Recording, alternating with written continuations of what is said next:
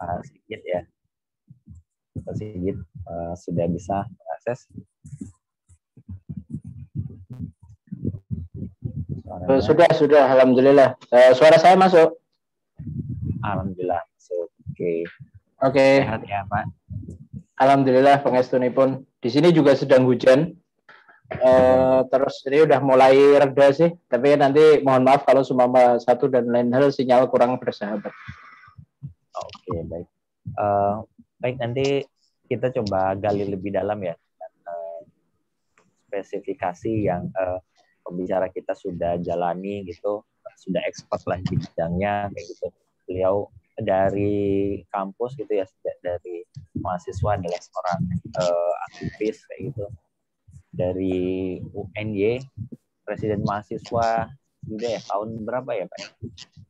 Saya dulu di BEM UNY tahun 2008. 2008 ya. Kemarin Mas Tommy Safarsyah itu 2014 apa ya, dari UNY juga gitu. Nah, kemudian juga Pak Sigit sekarang sudah bertahun-tahun ya berprofesi sebagai anggota DPRD Bantul gitu.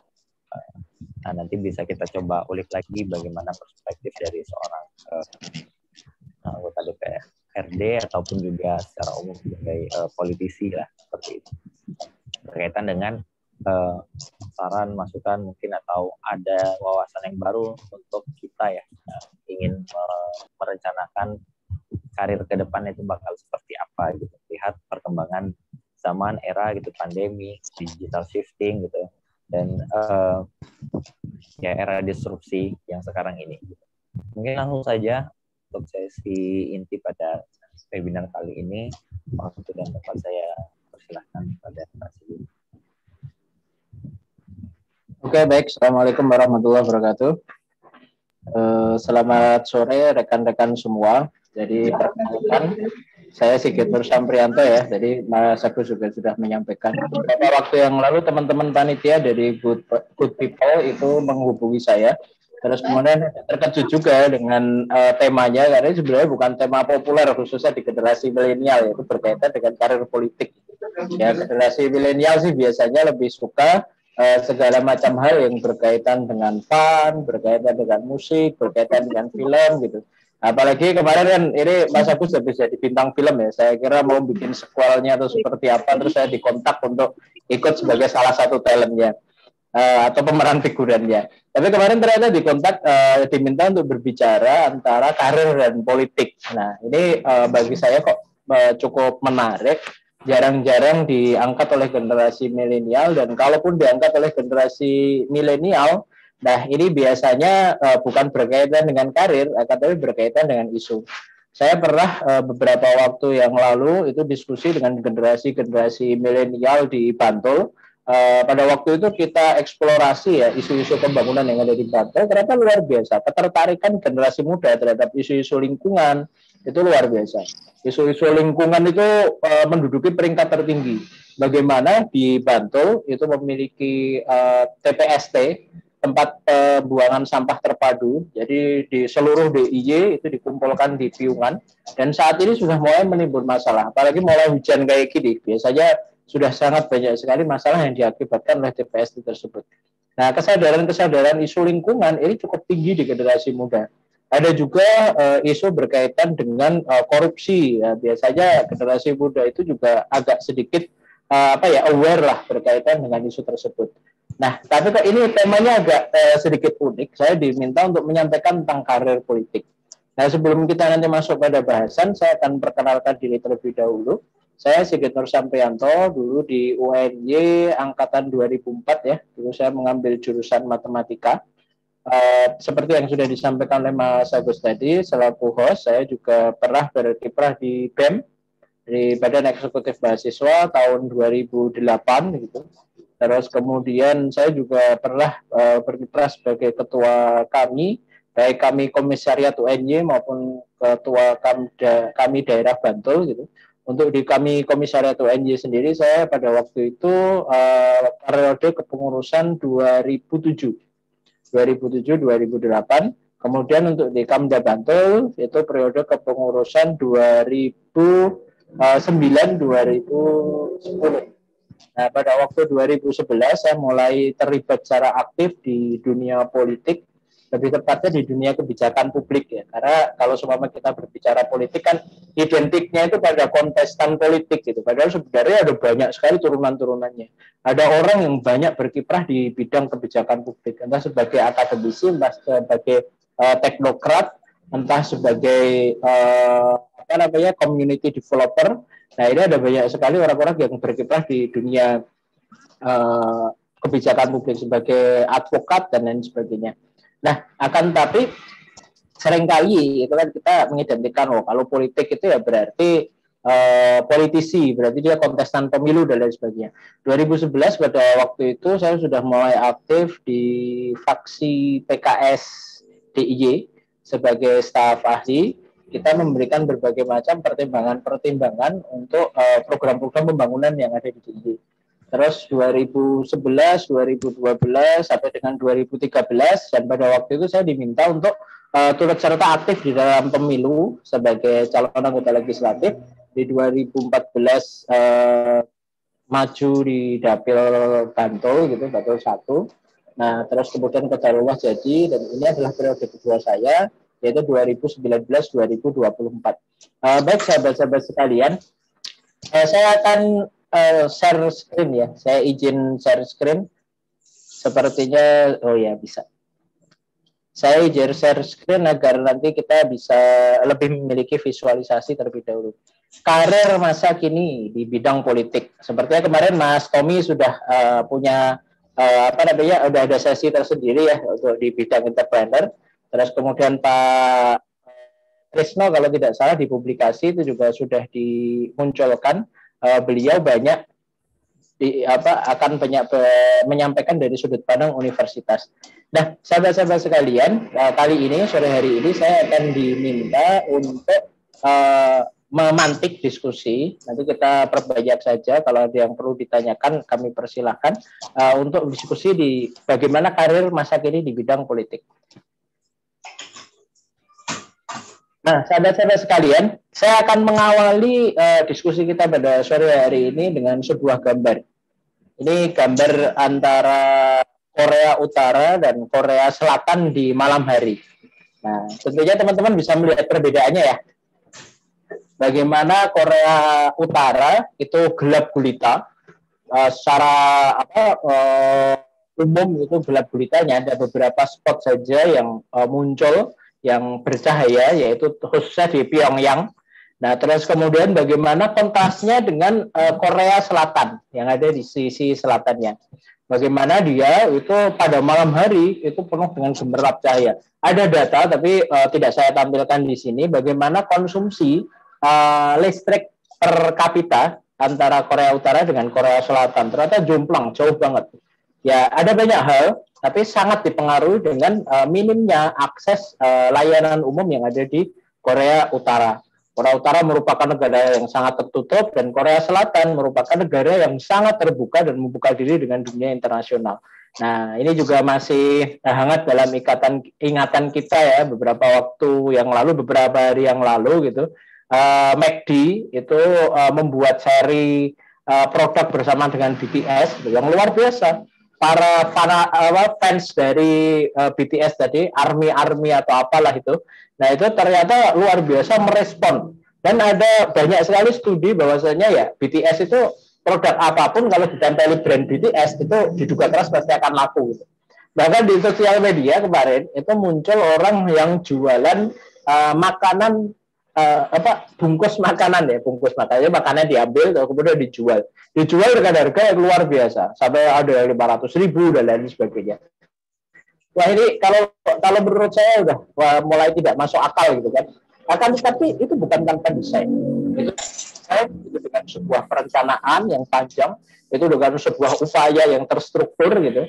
Dan luar biasa gelombang Korean Wave yang diangkat oleh Korea Selatan ini itu mulai melanda seluruh dunia, yang kalau kita mau flashback itu mungkin dimulai sejak tepat sebelum terjadinya krisis moneter.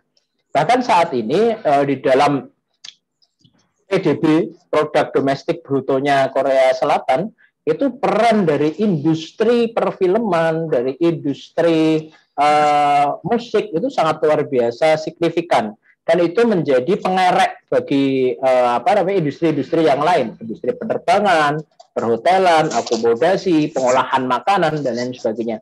Kita sekarang masuk ke Indomaret gitu ya, terus kemudian ambil di sana itu di mie instan itu sudah ada berbagai macam varian mie Korea. Jadi yang sebenarnya bagi saya sih paling cocok itu ya Indomie, itu ya Indomie goreng. Kalau nggak Indomie goreng ya Indomie ayam bawang, itu sudah rasanya paling ultimate lah. Tapi seolah-olah keren kalau seseorang itu makan mie samyang. Nah, kenapa itu bisa terjadi? Ada desain, ada perencanaan, dan luar biasa ada dukungan negara terhadap pencapaian tersebut. Ada kementerian di Korea Selatan, yang mana kementerian tersebut itu memang membawai urusan olahraga dan budaya. Yang olahraga budaya tadi dikemas menjadi sebuah industri yang sangat strategis, nah, sehingga bisa mengangkat perekonomian negara. Bandingkan dengan Korea Utara, sahabat-sahabat sekalian. Mereka berada di dalam satu semenanjung yang sama. Dan kalau teman-teman membaca bagaimana sejarah panjang Korea Utara dan Korea Selatan ini, mereka awalnya dulu satu. Mereka dulu awalnya satu, sudah berkali-kali mengalami perang, terus kemudian dikuasai oleh satu dinasti. Kemudian di awal tahun 1900-an, di awal abad 20, nah itu ternyata mereka kalah perang dengan Jepang ya. Mereka akhirnya dikuasai oleh Jepang. Terus kemudian 1945 Jepang kalah perang di dalam Perang Dunia Kedua. Kemudian akhirnya pada waktu itu semenanjung Korea diserahkan kepada sekutu. Nah, oleh sekutu ini bagi menjadi dua. Bagian sisi utara itu dikelola oleh Uni Soviet. Kemudian sisi selatan itu dikelola oleh Amerika. Akhirnya pada waktu itu tahun 1948 kalau tidak salah, itu kedua bagian dari semenanjung ini itu semakin lama semakin menunjukkan perbedaan identitas politik. Corak dari Uni Soviet itu sangat kental di Korea Utara, dan corak dari Amerika itu sangat kental untuk Korea Selatan. Sampai akhirnya mereka berdiri menjadi dua belah negara yang terpisah, dan pada tahun 1950-an itu terjadi perang saudara yang luar biasa besar, yang mana secara resmi itu status perangnya belum dicabut sampai dengan hari ini. Nah, ternyata bagaimana struktur politik tersebut itu bisa benar-benar membedakan, membelah proses pembangunan yang ada di Korea Utara dan Korea Selatan. Coraknya sangat berbeda.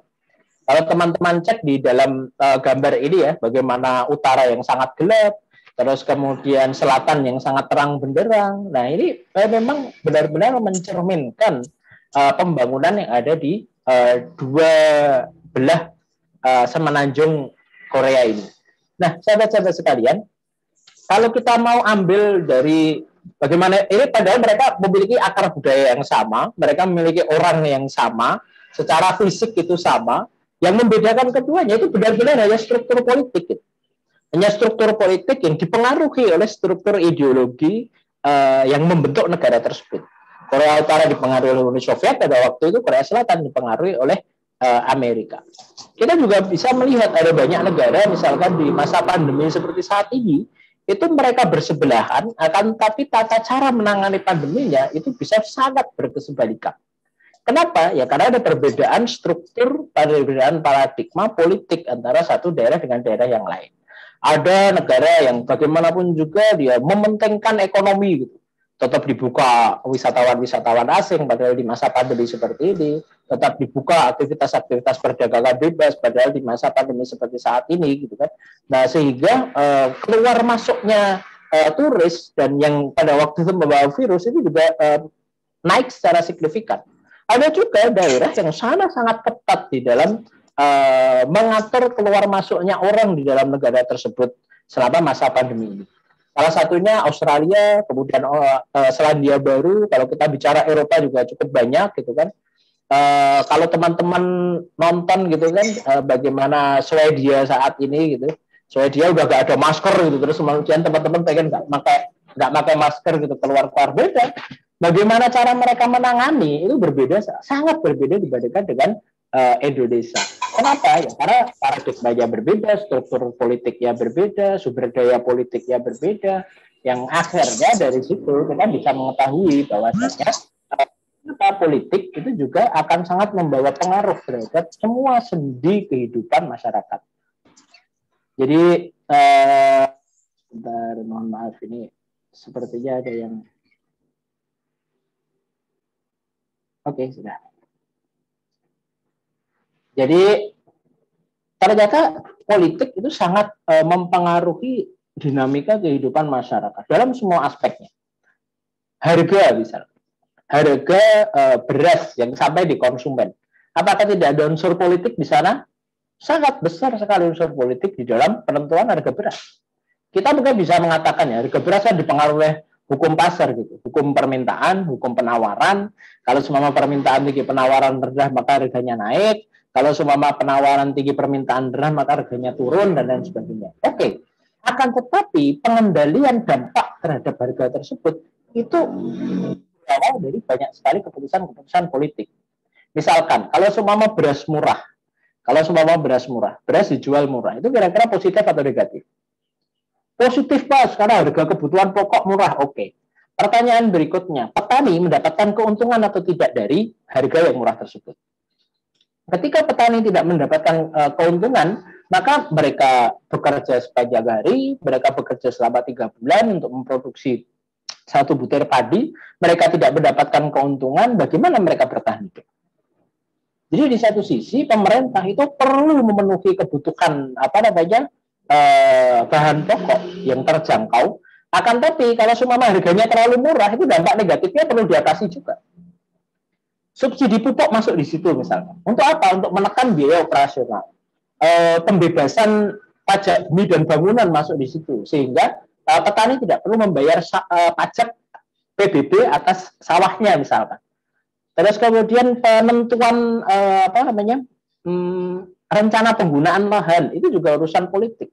Bagaimana jalur irigasi ini juga urusan politik.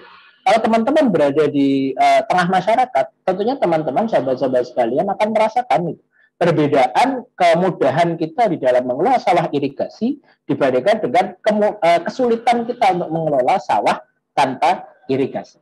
Kita harus membuat sumur bor, kita harus mengeluarkan biaya tambahan untuk mengangkat air dari bawah naik ke atas gitu kan. Kita membutuhkan solar, kita membutuhkan pompa, kita membutuhkan genset dan lain sebagainya. Dalam penentuan segala macam hal, pendidikan misalnya. Oke, pendidikan. Semua orang berhak untuk mendapatkan pendidikan yang baik. Untuk mendapatkan pendidikan yang baik perlu anggaran. Tentunya kita sama-sama sepakat. Untuk pendidikan yang berkualitas itu tidak bisa didapatkan tanpa alokasi anggaran yang cukup. Nah, pertanyaannya, apakah penentuan anggaran tersebut diserahkan murni pada swasta? Apakah pemerintah tidak campur tangan di dalam penentuan anggaran tersebut? Swasta bisa dengan mudah dia menetapkan standar yang tinggi terhadap layanan pendidikan. Gitu. Kenapa? Ya karena itu swasta gitu. Tapi pertanyaannya apakah layanan pendidikan yang berkualitas tersebut itu terjangkau bagi semua kalangan? Selain kualitas, kita juga perlu berbicara tentang aksesibilitas, kemampuan untuk masyarakat mengakses pendidikan berkualitas tersebut. Nah, akhirnya dalam konteks ini itu pemerintah turun tangan, gitu. Dibangun sekolah-sekolah negeri, diberi bantuan operasional sekolah, kemudian diberi anggaran untuk pembangunan infrastruktur, diberi anggaran untuk menggaji guru, nah sehingga diharapkan itu pendidikan yang berkualitas itu mampu dijangkau oleh semua kalangan. Bahkan sekarang kita juga melihat pemerintah menyediakan juga wajib menyediakan alternatif pendidikan melalui pendidikan non formal dan pendidikan informal. Kejar paket itu sekarang mulai difasilitasi. Terus sekolah inklusif yang mampu mengakomodir orang dengan penyandang disabilitas harus dibarengkan dengan murid pada umumnya. Nah ini peran-peran serta politik, peran serta pemerintah, dan ini nanti akan sangat berdampak dengan segala macam aspek kehidupan kita. Jadi saya bercerita ya, 2014 saya masuk di Dewan, 2019 sampai dengan 2019. Pada waktu itu saya di Komisi D, kalau sekarang di Komisi A urusan pemerintahan. Pada waktu itu saya di Komisi D urusan kesejahteraan rakyat, salah satunya tentang kesehatan, tentang pendidikan. Nah, BOSDA, sahabat-sahabat sekalian, di 2014 itu sebantul untuk SD dan SMP itu total hanya 14 M. Hanya 14 M untuk SD dan SMP sebantul. Bantuan operasional sekolah yang berasal dari daerah. Kemudian pada waktu itu kita melalui jalur politik di DPRD menggunakan hak budgeting itu kita dorong pemerintah agar apa? Agar menaikkan BOSDA bertahap. Kita awali dengan menghitung unit cost. Sebenarnya untuk menyelenggarakan pendidikan yang bermutu, berkualitas, itu butuh berapa sih? Itu kita mulai dari menghitung itu. Terus kemudian membuat sebuah rancangan jangka menengah selama 5 tahun untuk menaikkan BOSDA. Dan sahabat-sahabat sekalian, 2019 itu total anggaran untuk BOSDA di Kabupaten Bantul, SD dan SMP, itu total sudah 46 M. Naik lebih dari 300%. Nah, ini peran politik gitu.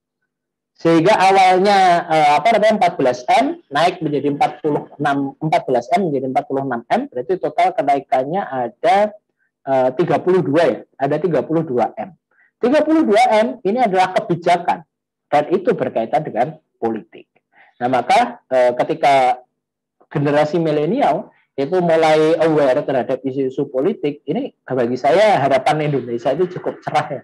Nanti akan saya sampaikan tentang peta demografis Indonesia.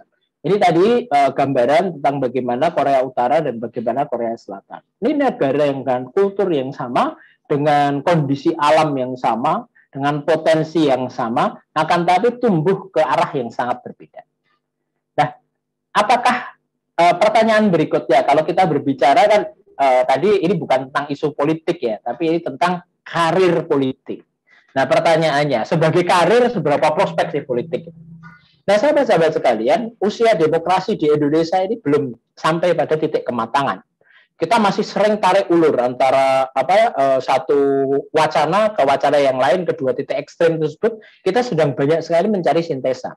Saya ambil contoh tentang desentralisasi dan sentralisasi. Dulu Indonesia itu sentralistik sekali di Orde Baru. Setelah sempat sangat melakukan desentralisasi besar-besaran itu ya karena faktor eksternal juga dengan adanya Republik Indonesia Serikat. Kemudian di Orde Baru itu semuanya desentralisir. Ditarik semua kewenangan ke pusat. Daerah itu hanya menjadi pelaksana dari program yang dibangun oleh pusat. Kemudian reformasi bergulir di 98. Pak, waktu itu salah satu tuntutannya adalah melakukan desentralisasi dalam bentuk otonomi daerah. Nah, sahabat-sahabat sekalian, ternyata itu belum akhir gitu. Pendulumnya dari sentralisasi menuju desentralisasi itu ternyata sekarang balik lagi ke arah sentralisasi. Omnibus Law misalkan, kewenangan daerah itu dihabisi.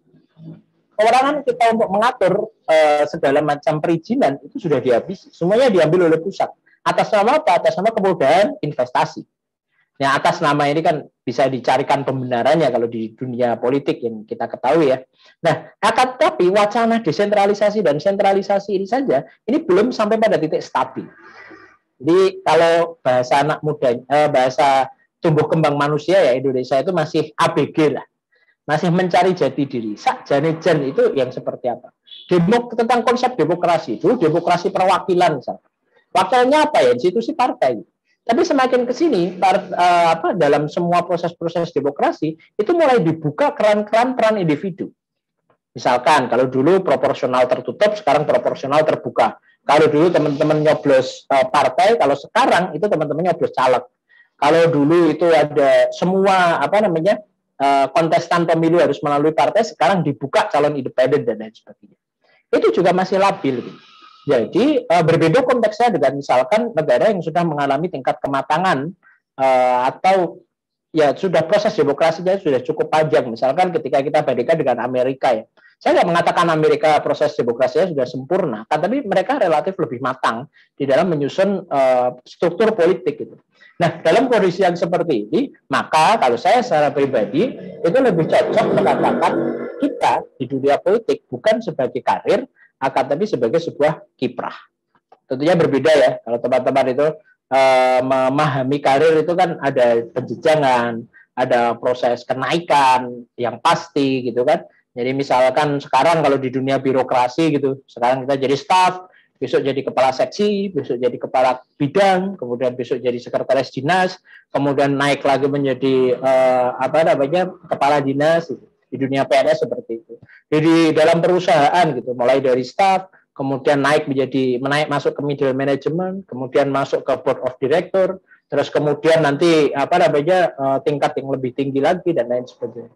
Nah, kita bisa berbicara kiprah itu di dunia-dunia yang relatif sudah matang. Dunia politik saat ini Dunia politik saat ini kita tidak bisa menganggap sebagai karir. Ini adalah panggilan, sahabat-sahabat sekalian.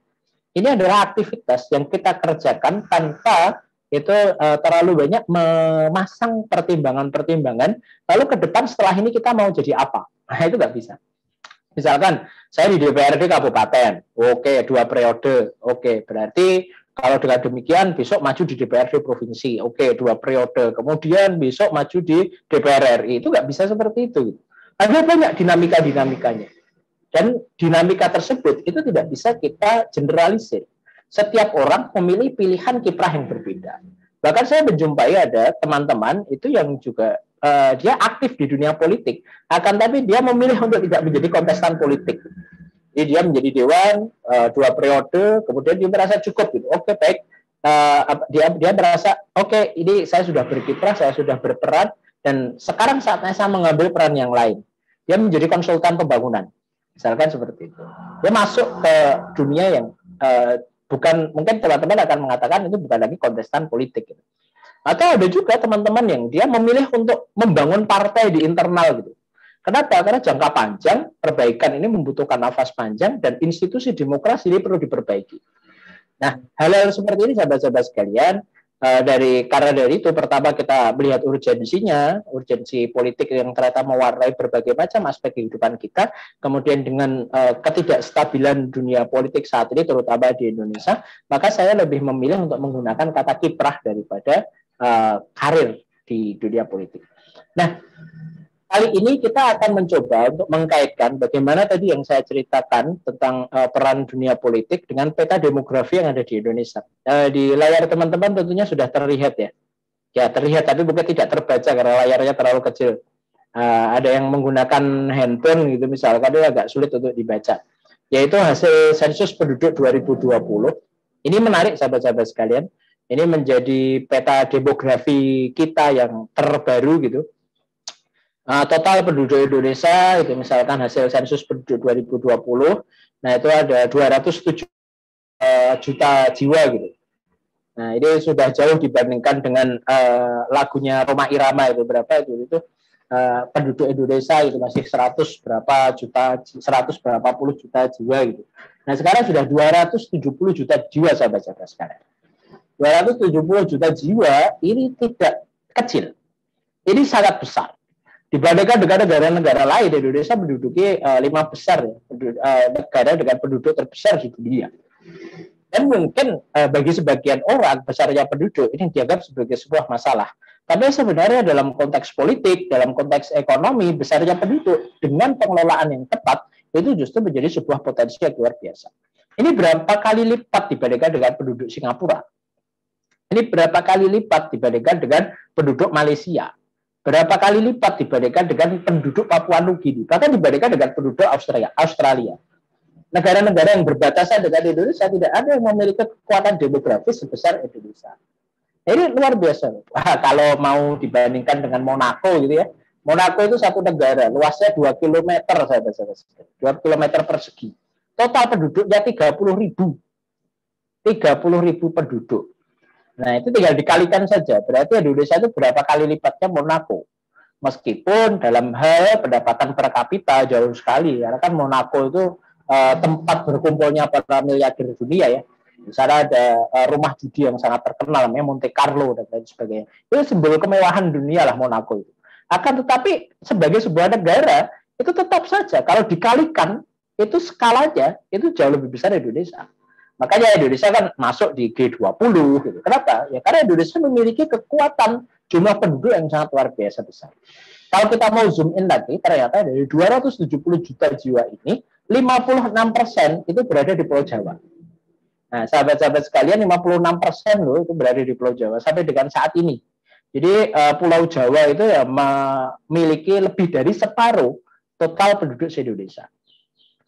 Ya di luar pro kontra memindahkan ibu kota gitu kan dari Jakarta ke Kalimantan Timur gitu, saya tidak akan masuk ke pro kontra tersebut.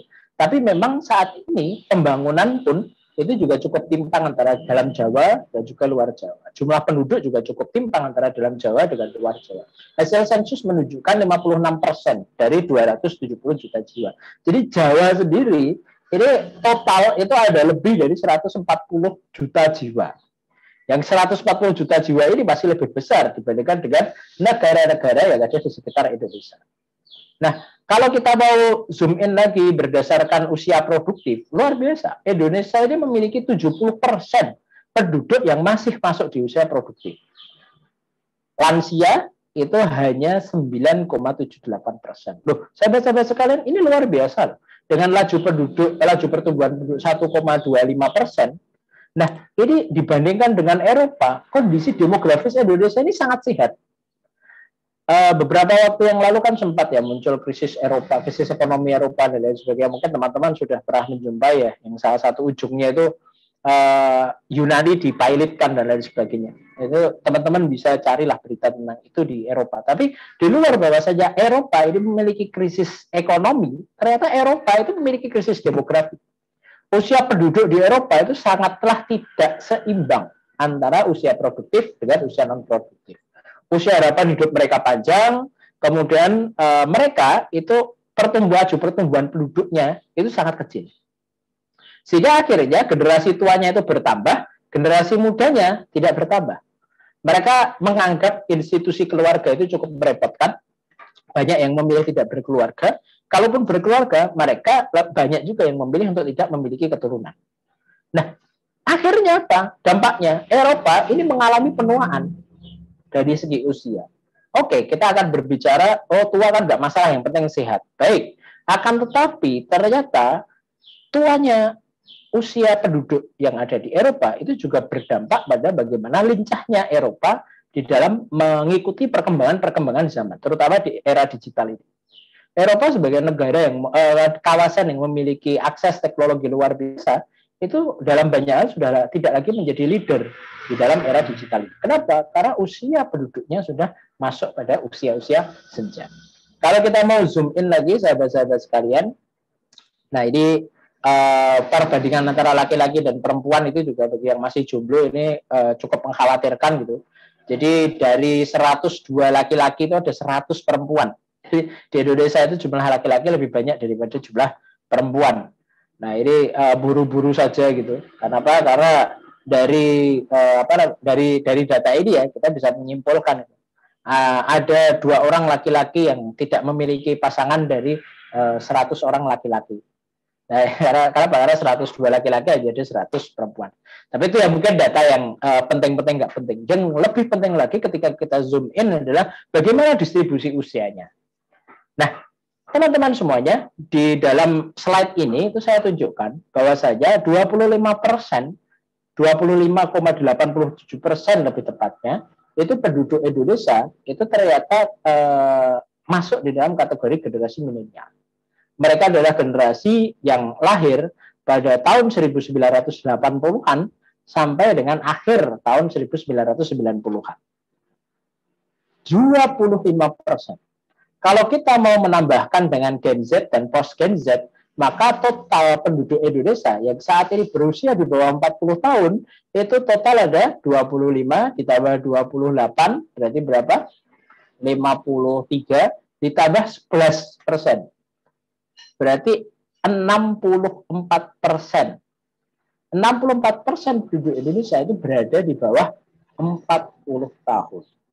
Ini menunjukkan ya bagaimana usia penduduk Indonesia itu sangatlah muda dibandingkan dengan negara-negara yang lain. Nah, ini baru berbicara tentang usianya, belum berbicara tentang karakteristiknya. Nah, kenapa ini penting? Karena ketika kita berbicara politik, maka pembangunan Indonesia itu perlu diorientasikan kepada mayoritas penduduknya.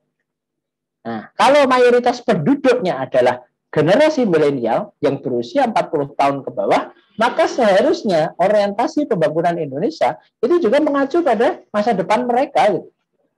Menyiapkan masa depan yang lebih baik bagi mereka, menyiapkan lingkungan yang kondusif bagi mereka untuk terus bertumbuh, gitu.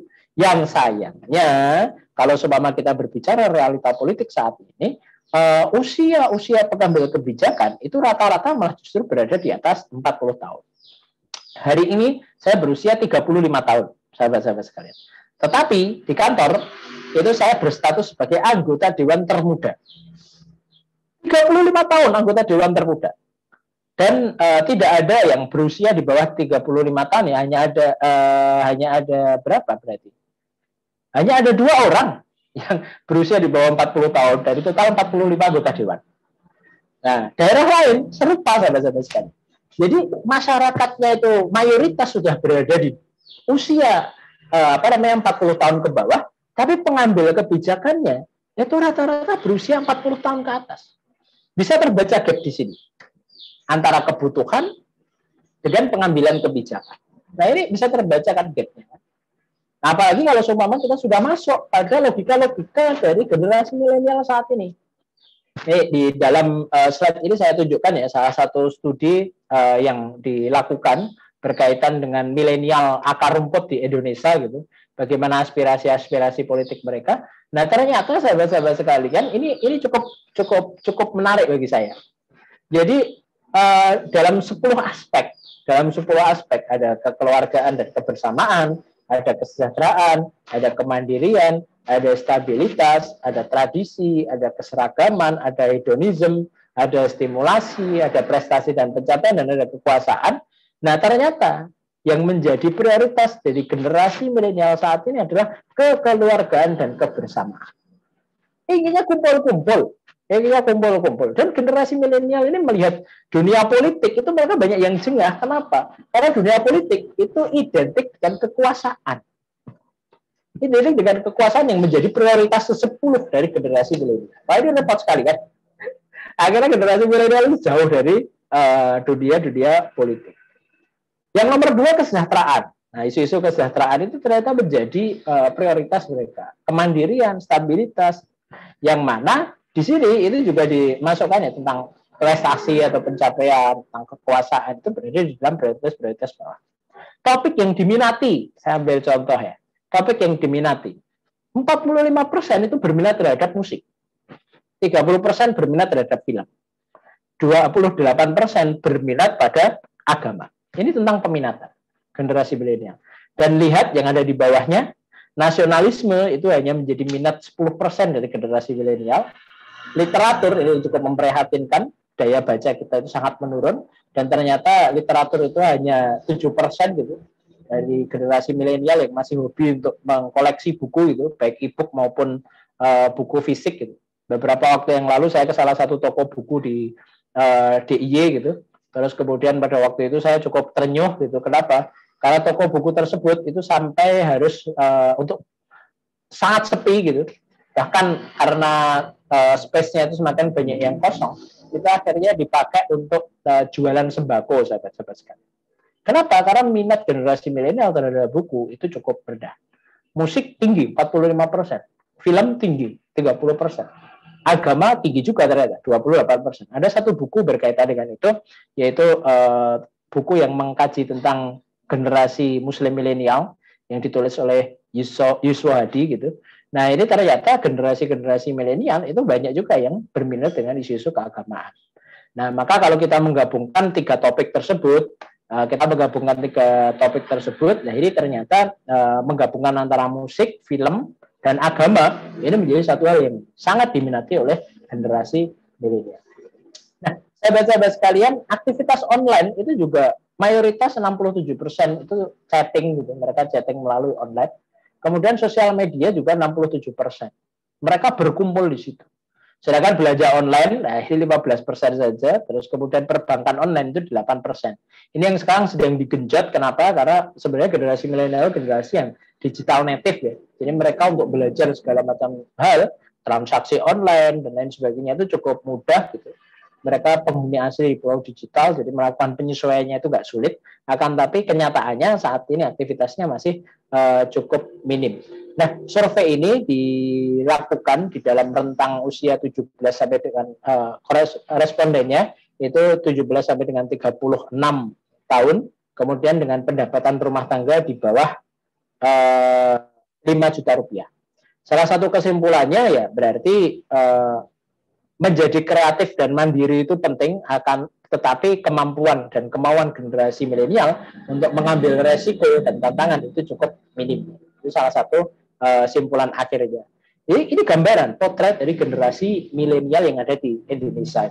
Bisa dibayangkan, akhirnya generasi milenial menjadi terasing dari dunia politik, terasing dari dunia kekuasaan, padahal dunia politik, dunia kekuasaan itu sangatlah mewarnai kehidupan mereka. Sangat mewarnai kehidupan mereka berkaitan dengan musik sebenarnya.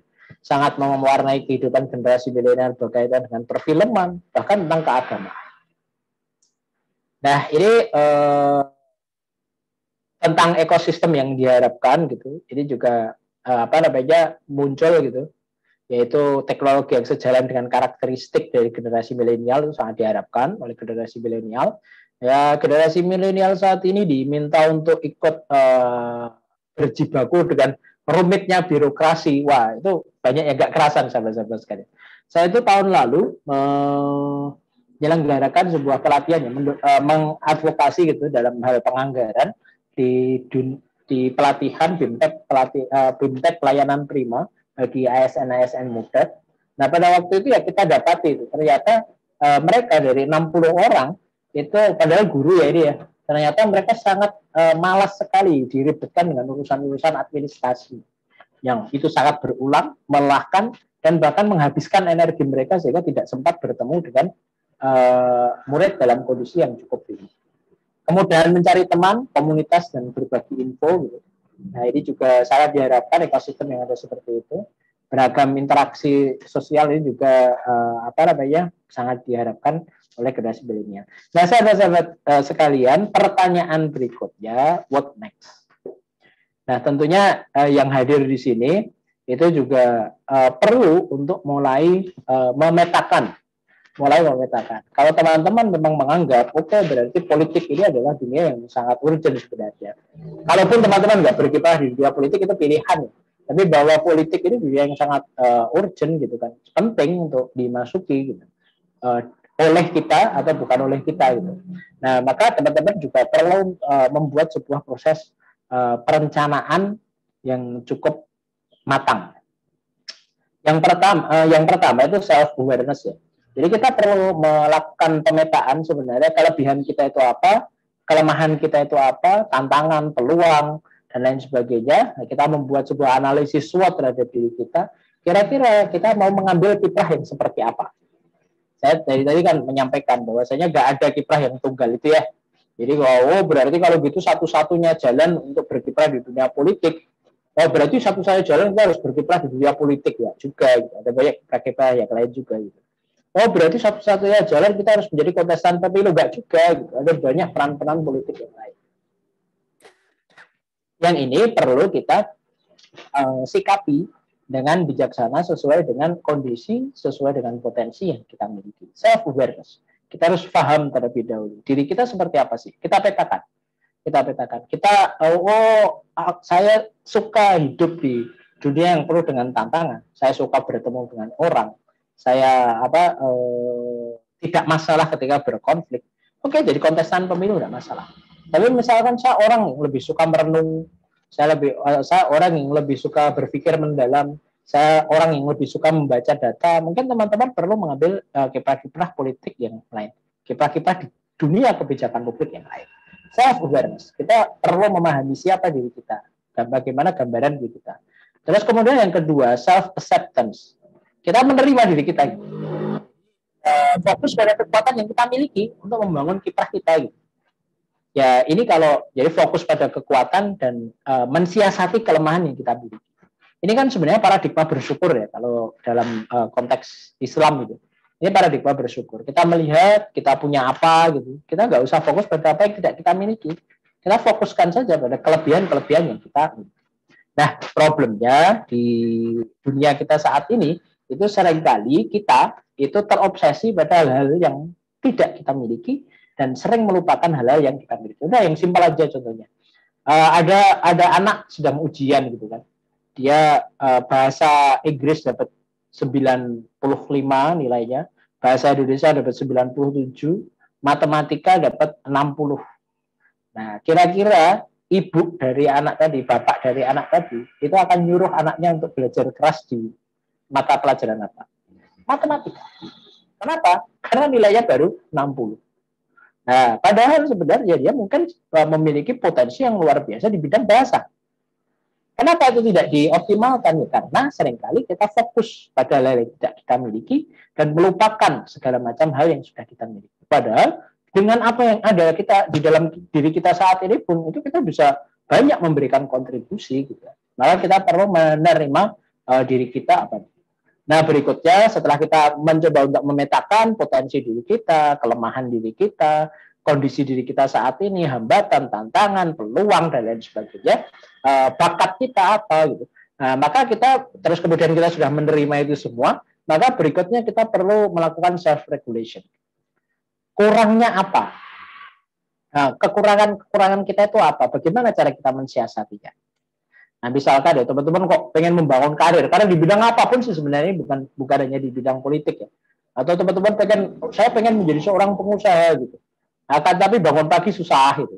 Terus kemudian ketemu dengan tantangan itu rasanya kok capek, lelah gitu. Tidak terpacu dengan wah ini target untuk bertumbuh dan lain sebagainya. Ya itu berarti perlu diregulasi. Kita perlu mengatur diri kita. Kemudian berikut ya self development. Coba kita bikin program-program yang tepat. Untuk apa? Untuk menyempurnakan kondisi diri kita saat ini.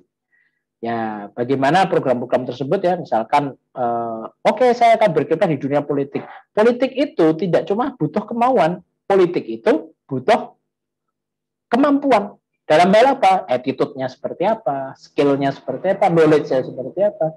Kalau itu tidak dilengkapi, sahabat-sahabat sekalian, teman-teman berkiprah bukan menambah kebaikan, tapi malah justru bisa jadi menambah keburukan. Ini berlaku untuk semua kiprah yang teman-teman pilih.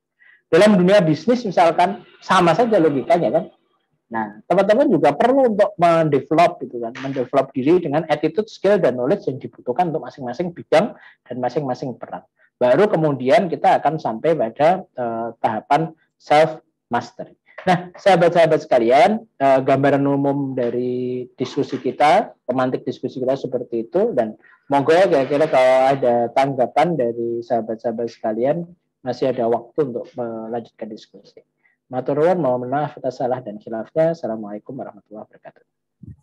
Waalaikumsalam warahmatullahi wabarakatuh. Terima kasih Pak Sigit Nursyam atas pemaparannya tadi, penjelasannya banyak sekali sekitar pembahasan dunia politik kayak gitu untuk kita semua ya. Nah, teman-teman semua silakan jika ada yang ingin bertanya ya, boleh di kolom chat ataupun secara langsung ya, boleh disampaikan gitu. Nah, mungkin saya mengawali ya Pak Sigit gitu untuk diskusi kita lebih dalam lagi. Kalau kita tadi ya katakanlah sebagai kiprah ya, bukan sebagai karir tadi disampaikan oleh Pak Sigit itu. Sebetulnya di masa mungkin sebelum masuk ke sana, sebelum masuk berkiprah itu peran yang mungkin sekarang kita sebagai mahasiswa kayak gitu ataupun di berbagai lembaga atau organisasi, dari pengalaman yang mungkin Pak Sigit dapati ya ketika di kampus juga punya peran yang cukup sentral gitu di berbagai organisasi, sebetulnya bagaimana dampaknya, apakah itu masih sangat relevan kah dengan dunia politik secara realnya kayak gitu ya, atau sebetulnya kalau untuk mengarah kita misal sudah ada gambaran ya, bayangan nanti saya ingin menjadi gubernur misalkan atau anggota dewan atau seperti apa baiknya ya proses-proses seperti di tahap mahasiswa ataupun menjelang lulus misalnya, itu tuh apa sih yang perlu ya, yang perlu dilakukan kayak gitu, yang seharusnya mungkin ya, berdasarkan dari pengalaman Pak Sigit itu bagaimana, bisa di-sharing ya? Oke, baik. Ini saya sharing dulu ya untuk merespon kepatikan yang tadi disampaikan oleh Mas Agus. Jadi, sahabat-sahabat sekalian, di abad 21 ini ada empat skill yang sangat diperlukan, yaitu skill komunikasi, skill kolaborasi, skill critical thinking, dan skill creativity. Nah, 4 soft skill ini sangat diperlukan. Hal tersebut itu studinya sebenarnya sudah di akhir tahun 90-an ya, di Amerika sana merespon tentang cepatnya perubahan di era digital saat ini. Jadi kalau kita melihat perubahan yang ada saat ini, sahabat-sahabat sekalian, itu sifatnya kan eksponensial. Nah, ini lupa tidak saya cantumkan grafiknya di sini gitu. Kita dulu melihat misalkan mulai dari penemuan mesin cetak sampai dengan penemuan besar setelahnya gitu, penemuan mesin uap misalkan, itu membutuhkan durasi waktu yang sangat panjang. Tapi semakin lama itu perubahan-perubahan di dunia teknologi itu semakin lama semakin cepat, semakin lama semakin cepat. HP saja itu bisa bertahan 2 tahun, itu sekarang udah hebat, luar biasa ya. Wah, apa itu fitur-fiturnya makin lama makin tambah, terus kemudian aplikasinya juga makin lama makin minta diupdate, makin berat dan semacamnya. Yang mana sahabat-sahabat sekalian, kadang-kadang hal tersebut itu mengakibatkan ya perputaran barangnya itu juga akhirnya makin cepat. Perubahan kebutuhan itu juga semakin lama semakin cepat.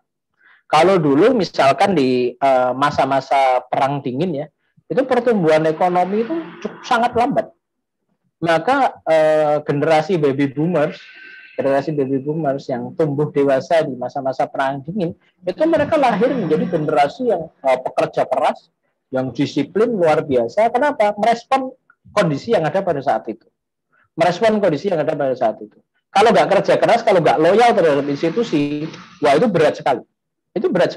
Kenapa? Ya karena alternatif pekerjaan yang bisa mereka dapatkan itu sangat minim.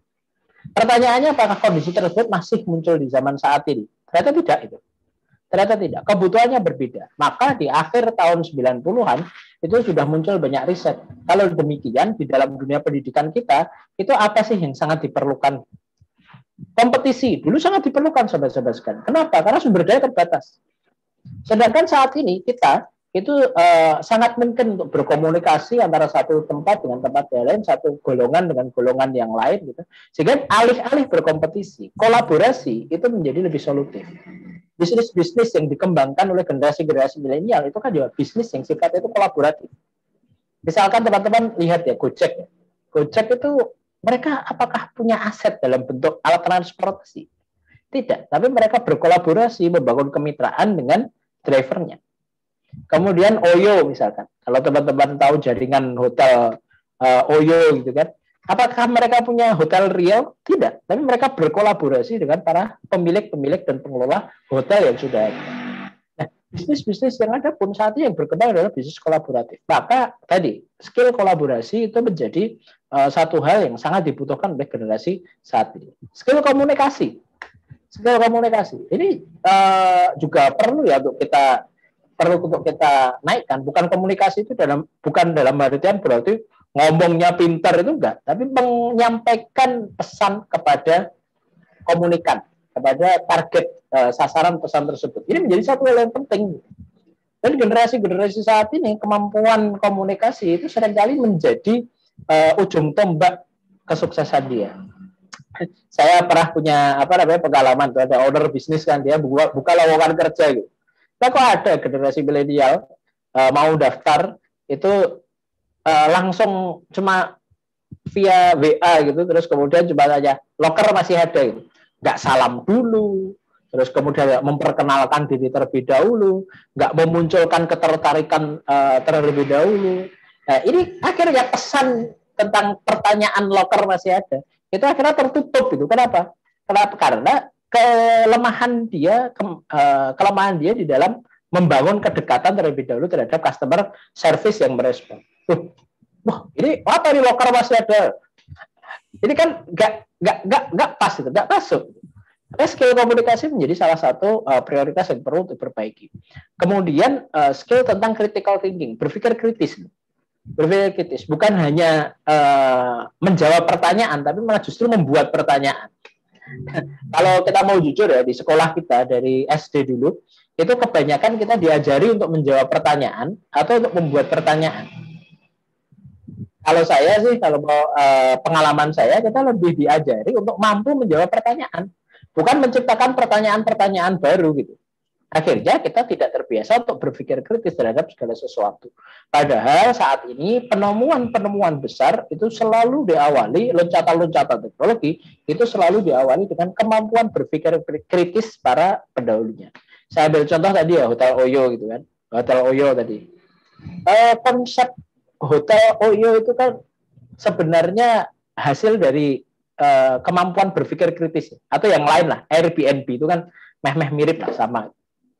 Nah, Airbnb itu kan berpikir kritis.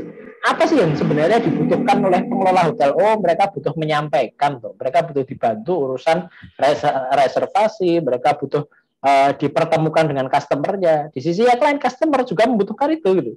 Oh, berarti ini ada proses menjembatani antara customer dengan produsen, dengan pemilik hotel.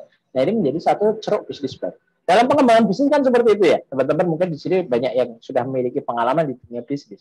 Nah, critical thinking itu tadi berawal dari berpikir kritis itu, bukan hanya berpikir reguler yang biasa-biasa saja gitu. Jika A maka B, berarti besok ya A maka B. Saya pernah ketemu dengan orang dengan salah satu senior gitu, beliau menceritakan hal yang menarik gitu. Jadi setelah bertemu dengan banyak guru, dia bertemu dengan seorang guru yang memiliki pengalaman mengajar 20 tahun, itu setelah dikuliti, ternyata pengalaman mengajarnya bukan 20 tahun, sahabat-sahabat sekalian. Tapi 20 kali 1 tahun. Kenapa? Karena ternyata setiap tahun itu yang dilakukan sama.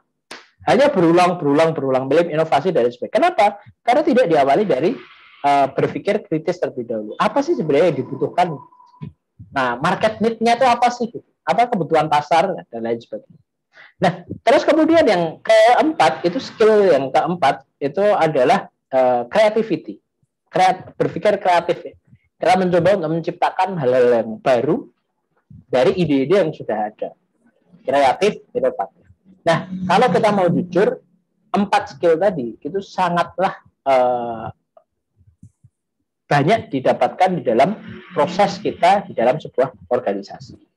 Bagaimana kita rapat, bagaimana kita mengelaborasikan gagasan, kita berkolaborasi dengan berbagai macam pihak, itu kan sangat banyak didapatkan di organisasi.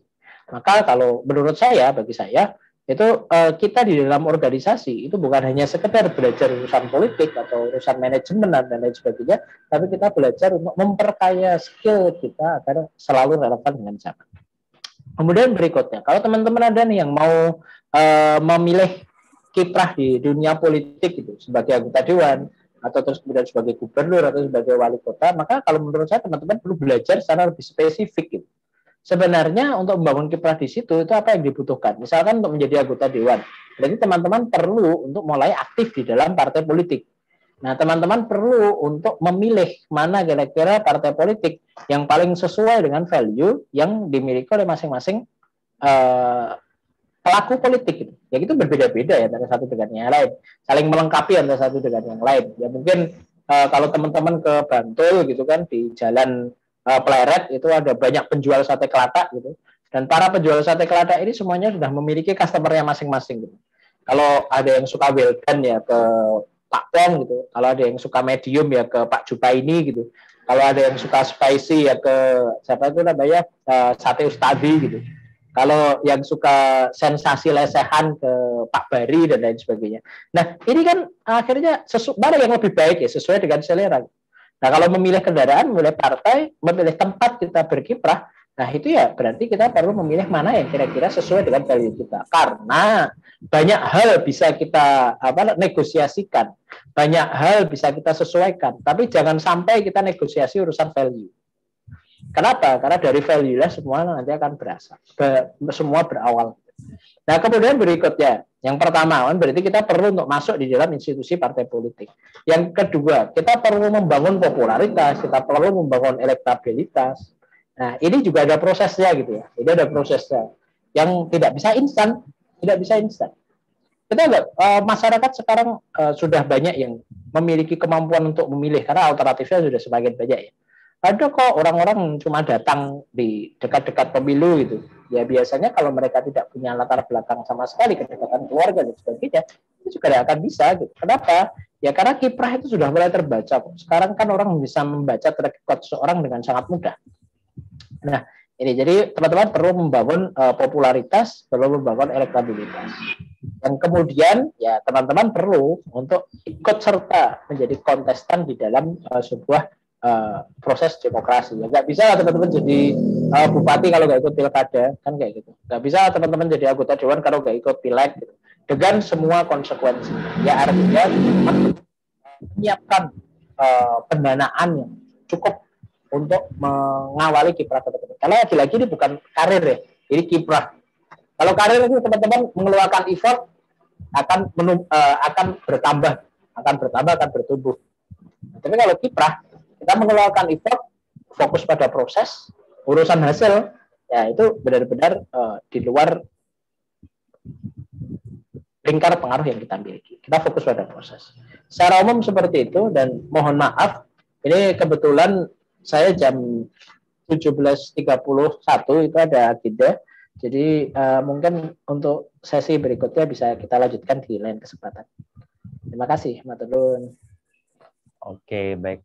Terima kasih pada Pak Sigit ya atas materi dan juga tadi penjelasannya dari pertanyaan saya ya untuk teman-teman semua yang ada di sini gitu ya mengikuti webinar ini tadi sudah disampaikan step-stepnya mungkin ya atau apa saja yang perlu dilakukan dikembangkan sebagai orang yang akan ya terjun ke kiprah politik seperti itu. Ada tadi 4C atau 4K tadi ya secara bahasa Indonesia gitu, kolaborasi, kreativitas itu critical thinking dan komunikasi.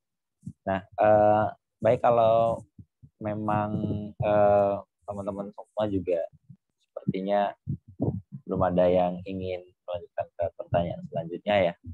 Kita cukupkan saja, berhubung waktu juga sudah mendekati waktu maghrib. Terima kasih sekali lagi kepada Pak Sigit ya atas pemaparan materinya, banyak sekali berbagi ilmu, wawasan yang baru bagi kami semua di sini.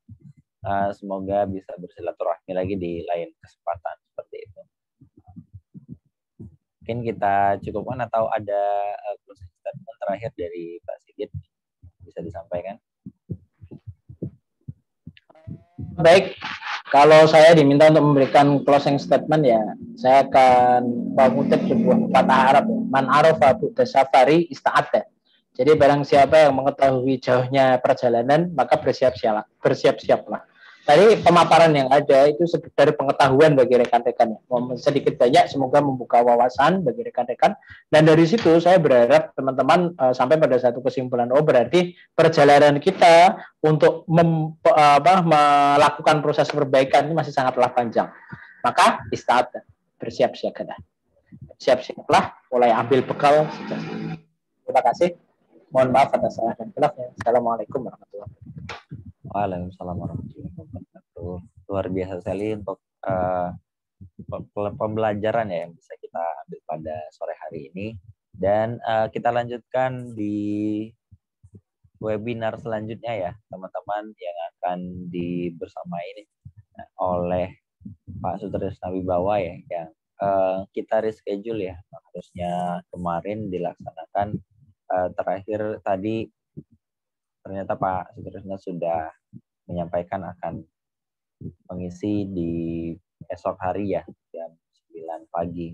Jadi untuk teman-teman semua ya bisa bergabung juga di seminar di sesi ketiga. Seperti itu kita cukupkan mungkin untuk